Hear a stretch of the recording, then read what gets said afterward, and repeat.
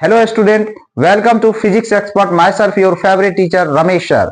आज हम क्लास 12 के लिए बहुत ही इंपॉर्टेंट टॉपिक लेके आए हैं जिसका नाम है ट्रांसफॉर्मर।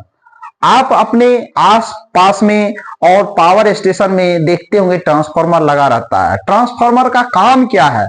यदि वोल्टेज कम हो गया हो तो उसको बढ़ाना है, यदि ज्यादा हो गया तो उसको कम करना है। तो इसी के अकॉर्डिंग तो हम लोग ट्रांसफार्मर को दो पार्ट्स में डिवाइड किए हैं, step up transformer, step down transformer. Step up transformer का काम क्या है? वोल्टेज को बढ़ाना, मतलब वोल्टेज कम हो गया है तो बढ़ाएगा। स्टेप डाउन ट्रांसफार्मर का काम क्या है? क्या कि वोल्टेज यदि स्टेप डाउन का काम क्या है कि यदि वोल्टेज क्या हो जाए, ज्यादा हो जाए तो उसको कम करना। तो इस तरह से दो फॉर्म होता है ट्रांसफार्मर का, step up transformer, step down transformer. अब देखिए ये जो कंस्ट्रक्शन है ट्रांसफार्मर का है, ये किसका है? ट्रांसफार्मर का है। तो इस तरह से ट्रांसफार्मर होता है। इसमें क्या होता है? ये सॉफ्ट आयरन कोर होता है। ये जो देखते हैं आप लोग रेक्टेंगल शेप में, उसको हम लोग सॉफ्ट आयरन कोर कहते हैं। क्या कहते हैं? सॉफ्ट आयरन कोर या आयरन कोर भी कहते हैं इसको हम लोग, आयरन कोर। ठीक है, ये जो आप देख रहे हैं इस तरह से स्पाइरल में, इसको हम लोग क्या कहते हैं? क्वाइल कहते हैं। और कॉपर का ये क्वाइल होता है, ये किससे बना होता है? कॉपर से बना होता है। और ये जो होता है, ये जो कोर है, इसको कोर कहा जाता है। ये कोर किससे बना होता है? आयरन से बना, सॉफ्ट आयरन से बना होता है। तो ये हम लोग समझ लिए। ये किस प्रिंसिपल पर काम करता है? ट्रांसफार्मर किस प्रिंसिपल पर काम करता है? Mutual induction. किस पर? Mutual induction. ये इंपॉर्टेंट है, याद रखिए। किस प्रिंसिपल पर वर्क करती है ट्रांसफार्मर? Mutual induction. ठीक है, ट्रांसफार्मर में जो जिधर साइड से एसी सोर्स दिया जाता है उसको प्राइमरी साइड, प्राइमरी को पी से रिप्रेजेंट, और जिधर से आउटपुट मिलता है उसको हम लोग सेकेंडरी कहते हैं। तो secondary side mainly to road लिखा, मतलब आउटपुट हो गया। ये मेरा क्या देता है? आउटपुट देता है। इधर हम लोग क्या देते हैं? प्राइमरी साइड में इनपुट। प्राइमरी साइड इनपुट का काम करती है और सेकेंडरी साइड क्या हो जाता है? आउटपुट। तो इस क्वाइल जो हम लोग वाइंडिंग की है क्वाइल का, इसको प्राइमरी क्वाइल कहेंगे, इसको सेकेंडरी क्वाइल कहेंगे। तो इसमें जो नंबर्स ऑफ टर्न, जिसको जो लपेटे हैं, उसको हम लोग क्या कहते हैं? Numbers of turn. तो इधर का जो एनएस एनपी होगा उसको हम लोग नंबर्स ऑफ टर्न एनपी से रिप्रेजेंट करें। इधर का जो होगा उसको किसे? एनएस से रिप्रेजेंट करें, नंबर्स ऑफ टर्न। तो इस तरीके से अब ये म्यूचुअल इंडक्शन पर काम करती है। तो किस तरीके से काम करती है इसको समझते हैं हम लोग। अब देखिए, जब यहां हम लोग एसी सप्लाई देते हैं, एसी सोर्स देते हैं, तो ये क्या करता है? जैसे एसी सोर्स दिए तो ये क्या प्रोड्यूस करता है? Magnetic field. और मैग्नेटिक फील्ड जो है लिंक होता है किससे? प्राइमरी में तो प्रोड्यूस हुआ, सेकेंडरी से लिंक होता है, सेकेंडरी क्वाइल से। तो जब फील्ड लीक होता है, मतलब लिंक होता है, तो हम लोग कहते हैं इसमें जो फ्लक्स इंड्यूस हुआ है, सेकेंड में फ्लक्स जो जनरेट हुआ है, मतलब क्या? फील्ड जो गिवन एरिया में एंटर करता है उसी को हम लोग क्या कहते हैं? फ्लक्स कहते हैं।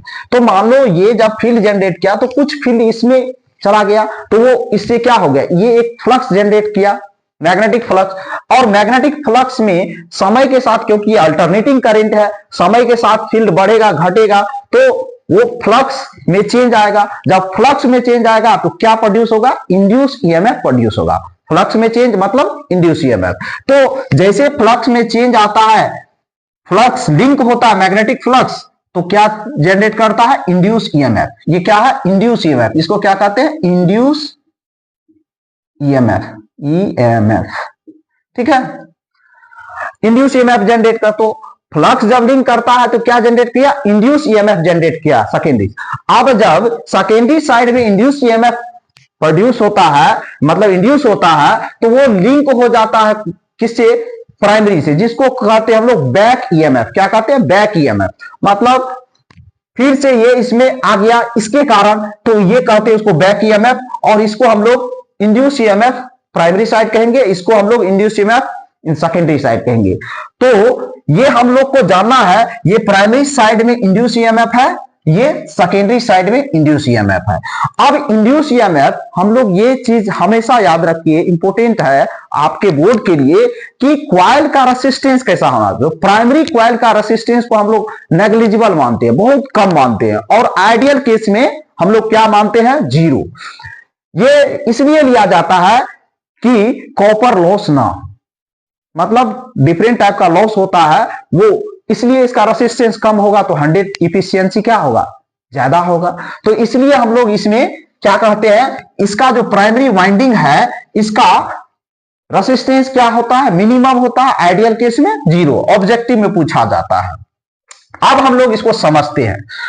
अब जैसे इंड्यूस ईएमएफ जनरेट हो गया तो हम लोग क्या करते हैं, तो मेरा आउटपुट हो गया। अब हम लोग पढ़ते हैं कि ट्रांसफार्मर टाइप कितना, तो स्टेप ऑफ ट्रांसफार्मर, तो नाम से ही स्टेप, मतलब ये क्या करेगा, वोल्टेज को बढ़ाएगा, मतलब कम है तो बढ़ाएगा। हमारे आसपास में जो यूज किया जाता है ट्रांसफार्मर, ट्रांसमिशन लाइन में, हमारे मोहल्ले में जो यूज होता है ट्रांसफार्मर, उसका काम क्या है, वोल्टेज क्यों कम हो जाता है, क्योंकि हमारा जो कंज्यूमर यूज करता है वोल्टेज और करंट का, जिसके कारण वोल्टेज में डिक्रीजमेंट हो जाता है, जिसके कारण आगे वाले को वोल्टेज कम मिलेगा। तो उसके लिए क्या किया जाता है, एक ट्रांसफार्मर लगा, ताकि नेक्स्ट सेक्शन में भी आपको सेम वोल्टेज मिले, ताकि नेक्स्ट सेक्शन में क्या मिले, सेम वोल्टेज। क्योंकि जब हम एक मोहल्ला वाला यूज किया तो उसमें तो एनर्जी कंज्यूम हुआ, तो एनर्जी रिड्यूस हो गया, तो उसको फिर से बराबर लाने के लिए, मतलब वोल्टेज कम गया है उसको फिर से 220 करने के लिए क्या करते हैं, स्टेप अप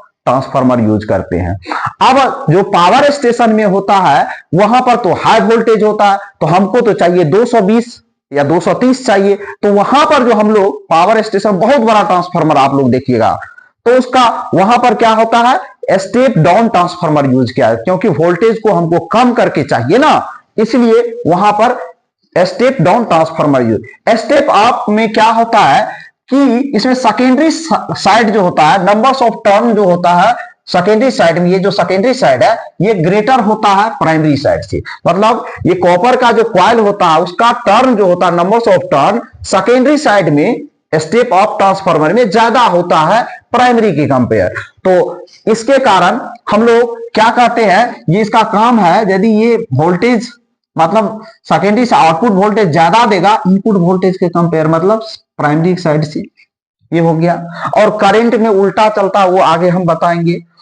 अब इसी तरह से स्टेप डाउन ट्रांसफार्मर ये क्या करेगा, वोल्टेज को कम करेगा, वोल्टेज को कम करेगा तो इसमें numbers of turn primary side में ज्यादा होता है, ये प्राइमरी साइड हुआ, इसमें कॉपर कॉइल का जो टर्निंग मतलब वाइंडिंग जो क्या नंबर्स ऑफ टर्न उसमें ज्यादा होता है, किससे, किसके कम है, सेकेंडरी के, मतलब इसके कंपेयर में। तो इस तरह से ये स्टेप डाउन में क्या हो जाता है, आउटपुट मेरा वोल्टेज कम चाहिए, मतलब ये वाला कम वोल्टेज चाहिए, ये ज्यादा है यहाँ पर, तो हम लोग को प्राइमरी साइड में वोल्टेज ज्यादा होता है, किससे, सेकेंडरी के कंपेयर में। तो स्टेप डाउन ट्रांसफार्मर हो गया। अब हम लोग step up step down transformer समझ गए, तो ट्रांसफार्मर में क्या होता है, एक ट्रांसफॉर्मेशन रेशियो होता है। ट्रांसफॉर्मेशन रेशियो क्या होता है, तो ये बताता है नंबर्स ऑफ टर्न का रेशियो, वोल्टेज का रेशियो और करंट का रेशियो। अब ये समझिए हम लोग ये इंड्यूस ईएमएफ को VS VP के बराबर कब लिखेंगे, जब हम लोग कंसीडर कर लेंगे कि इसका रेसिस्टेंस कम है, तब हम लोग इसको क्या कर देंगे, आइडियल केस में EP बराबर हम लोग क्या लिखेंगे, VP लिखेंगे, मतलब वोल्टेज हो गया इंड्यूस ईएमएफ वोल्टेज के बराबर। कब होगा, जब हम लोग कंसीडर कर लेंगे प्राइमरी साइड का कॉइल का रेसिस्टेंस क्या होगा, बहुत कम है, मतलब नेग्लिजिबल है, आइडियल केस में 0 है, तब हम लोग इसको इसके बराबर कर देते हैं। उसी तरह से हम लोग सेकेंडरी साइड में भी ES को हम लोग मतलब इंड्यूस ईएमएफ को हम लोग VS से लिख सकते हैं, मतलब VS। अब यदि हम लोग रेशियो निकालेंगे, अब बताइए ES बाय EP निकालेंगे, induce EMF in secondary side by induce EMF in primary side, तो ये रेशियो क्या देगा मेरा, ये तो हम इसको लिखे भी है, VS के बराबर कब होगा, कंडीशन बता दिए, तो हम लोग इसको VS बाय क्या लिख सकते हैं, VP लिख सकते हैं, voltage in secondary side by voltage in primary side. और इसी को हम रेशियो में लिखेंगे, तो ये रेशियो, तो ये वाला टर्म्स कट जाएगा, तो क्या हो जाएगा, NS बाय NP, मतलब numbers of turn in secondary side by numbers of turn in primary side का रेशियो। तो इसी से ये जनरेट हो जाता है ये मेरा। अब आइडियल केस में इनपुट पावर हम लोग जो जितना इनपुट पावर देते हैं आउटपुट पावर भी उतना ही मिलता है, आउटपुट पावर। तो आइडियल केस में हम लोग मान लेते हैं कि इनपुट पावर पी इनपुट बराबर पी आउटपुट, आइडियल ट्रांसफार्मर के, किसके लिए? आइडियल ट्रांसफार्मर के लिए, ठीक है। तो आइडियल ट्रांसफार्मर के लिए इनपुट पावर बराबर आउटपुट, क्योंकि इफिशियंसी उस केस में 100%, जितना इनपुट देंगे उतना ही आउटपुट। एक बात और आपको बता देते हैं, ट्रांसफार्मर ही एक ऐसा डिवाइस है, ट्रांसफार्मर ही एक ऐसा डिवाइस है जिसका एफिशिएंसी मैक्सिमम होता है। इसके बराबर कोई भी डिवाइस का, इलेक्ट्रिकल हो या इलेक्ट्रॉनिक्स डिवाइस हो, कोई भी डिवाइस का इतना एफिशिएंसी नहीं होता है। कितना होता है? नॉर्मली इसका एफिशिएंसी 95% होता है। और आइडियल केस में नॉर्मल ट्रांसफार्मर के लिए ये है, आइडियल 5% गया कहां? तो different types of energy loss होता है, वो बताएंगे 5% के लिए। अब हम लोग आइडियल केस में इसका एफिशिएंसी कितना होता है? 100%, जितना इनपुट दिए उतना ही आउटपुट। तो आइडियल केस कंसीडर किए हैं, जितना इनपुट दिए हैं उतना, क्योंकि इफिशिएंसी क्या? 100%, जितना इनपुट देंगे उतना आउटपुट। तो इस केस में पावर को हम लोग प्राइमरी को हम लोग क्या, इनपुट को क्या, प्राइमरी साइड माने हैं। तो I P into V P equal to क्या लिख सकते हैं? I S into V S.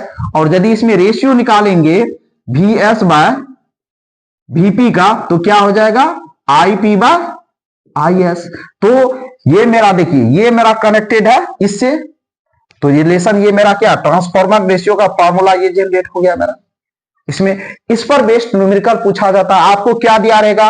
Numbers of turn, मतलब 4 डाटा, ये 4 डाटा में से 2 डाटा आपको दिया रहेगा, 3 डाटा, सॉरी 3 डाटा, 1 डाटा निकालना। मतलब आपको numbers of turn primary secondary coil का दिया रहेगा, VS मतलब सेकेंडरी साइड का आउटपुट वोल्टेज दिया रहेगा, इनपुट कहेगा फाइंड करने, या नहीं तो इससे आपको कोरिलेट कर देगा। तो इस पर बेस्ड क्वेश्चन रहता है ट्रांसफॉर्मेशन रेशियो ट्रांसफार्मर का। तो इस तरीके से हम लोग देखें। अब हम लोग इसी में चलते हैं कि ये जो आया मेरा इनपुट पावर आउटपुट, मतलब ये क्या है? इफिशियंसी बताता है मेरा। इफिशियंसी का ट्रांसफार्मर का फॉर्मूला क्या होता है?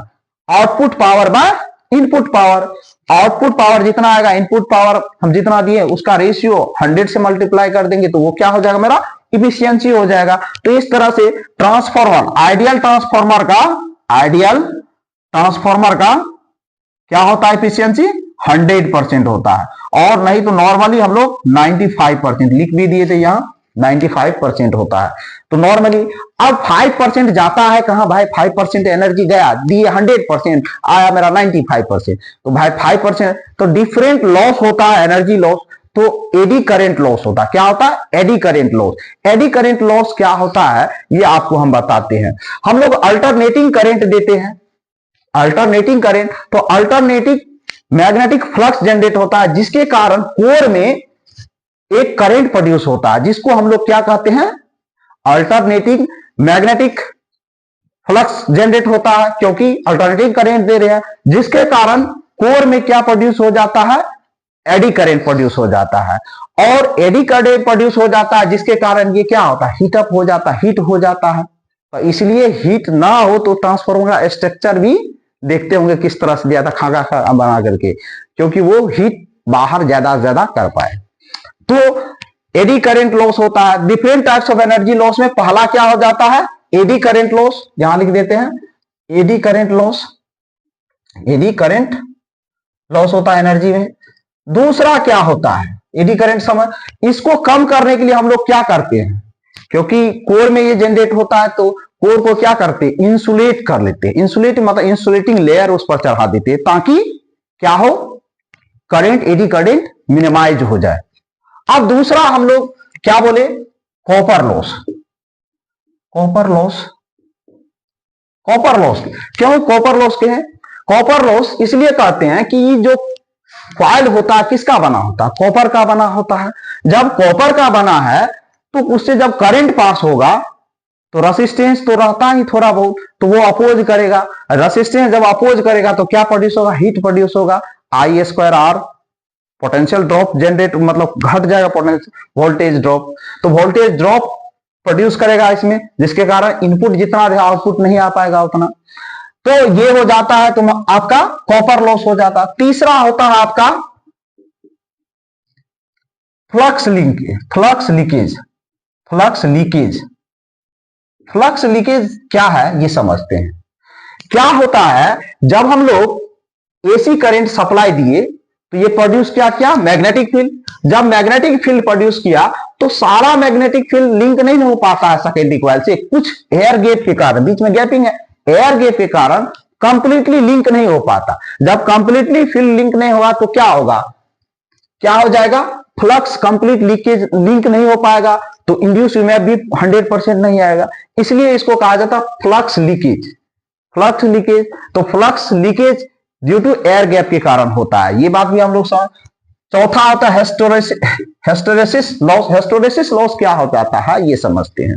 जब ये इससे करंट पास करता है तो ये क्या हो जाता है, मैग्नेटाइज्ड हो जाता है। मैग्नेटाइज हो जाने के कारण कोर मैग्नेटाइज हो जाता है, और जब मैग्नेटाइज होता है तो इसके अपोज में एक करंट फ्लो होने लगता है, तो उसी को हम लोग क्या कहते हैं, हिस्टैरिसीस लॉस। मतलब जब जितना करंट जा रहा था उतना करंट को वो अपोज, कुछ पोर्शन में अपोज कर देता है, तो इसको हिस्टैरिसीस लॉस कहते हैं। क्या कहते हैं, हिस्टैरिसीस लॉस। तो चौथा क्या हो जाता है, हिस्टैरिसीस लॉस। यहां जगह नहीं है, आपको बता मतलब बोल के ही समझा दिए।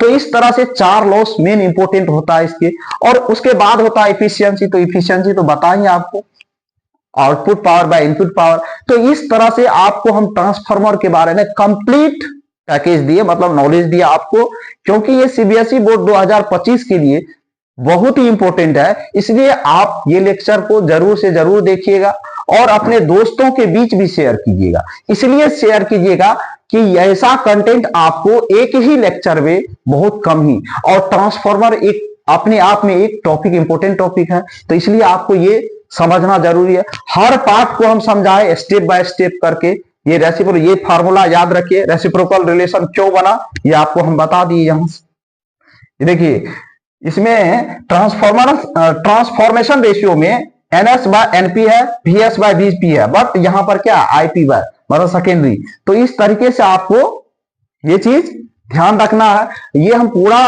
पैकेज आपको दिए हैं, देख लीजिए, ये ट्रांसफार्मर का पूरा कंटेंट है। ये कैसा लगा वीडियो, इसके लिए आप लोग कमेंट बॉक्स में कमेंट कीजिएगा, और यदि और कोई प्रॉब्लम है ट्रांसफार्मर में समझने, इस पर बेस्ड न्यूमेरिकल भी हम कराएंगे आपको नेक्स्ट लेक्चर। यदि आप लोग इंटरेस्टेड होंगे तभी तो हम नेक्स्ट लेक्चर जो बनाएंगे एनर्जी के साथ बनाएंगे। तो आप लोग ज्यादा से ज्यादा क्या कीजिए, फिजिक्स एक्सपर्ट को अपने दोस्तों के बीच शेयर कीजिए, और लाइक और सब्सक्राइब कीजिए, क्योंकि मेरा हम देख रहे हैं जब से हम चैनल बनाए हैं मेरा सब्सक्राइबर बढ़ नहीं रहा है। तो आप लोग हमको सपोर्ट कीजिए, क्योंकि शुरुआत में हर टीचर को स्टूडेंट का जरूरत होता है, स्टूडेंट के सपोर्ट का जरूरत होता है। आप हमको एनर्जी दीजिएगा, कैसे मिलेगा एनर्जी, तो आप यदि हमको मेरा चैनल को सपोर्ट कीजिएगा तो हमको एनर्जी मिला, और उतना ही एनर्जी से आपको हम पढ़ाएंगे। थैंक यू, देख लीजिए पूरा।